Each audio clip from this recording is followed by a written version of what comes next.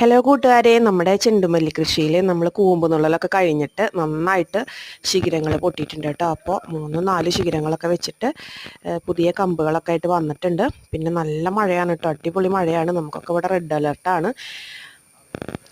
അപ്പോൾ ഒരിച്ചിരി ശമനം മഴയ്ക്ക് കണ്ടപ്പോൾ നമുക്ക് എല്ലാത്തിനും ഒന്ന് കമ്പൊക്കെ കുത്തി കൊടുക്കാൻ ഇറങ്ങിയതാണ് കേട്ടോ.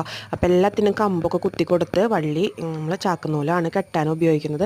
അപ്പോൾ ചാക്കുനൂലൊക്കെ കെട്ടി കൊടുത്തിട്ട് സെറ്റ് ചെയ്ത് നിർത്തിയിട്ടുണ്ട് കേട്ടോ. അപ്പോൾ ഏകദേശം ഇടയ്ക്കിടയ്ക്ക് നല്ല കാറ്റും വരുന്നുണ്ട്. അപ്പോൾ ഈ കാറ്റത്തൊക്കെ നമ്മുടെ ചെടി വീഴാൻ ചാൻസ് ഉണ്ട്. അപ്പോൾ അതിന് ആയിട്ട് നമ്മളിനി വരുമ്പോൾ ഇനി ഈ കമ്പിൽ നമുക്ക് ഇടയ്ക്കിടയ്ക്ക് ഓരോ കെട്ട് കൊടുക്കാം കേട്ടോ. വളർച്ചയ്ക്ക് അനുസരിച്ച് കമ്പുകൾ കെട്ടി കൊടുത്തു കഴിഞ്ഞാൽ വീഴാതെ നന്നായി ഉണ്ടായിക്കോളും. പിന്നെ ഇനിയിപ്പോൾ ഭാരം വരുന്നത് പൂക്കൾ വരുമ്പോഴാണ്.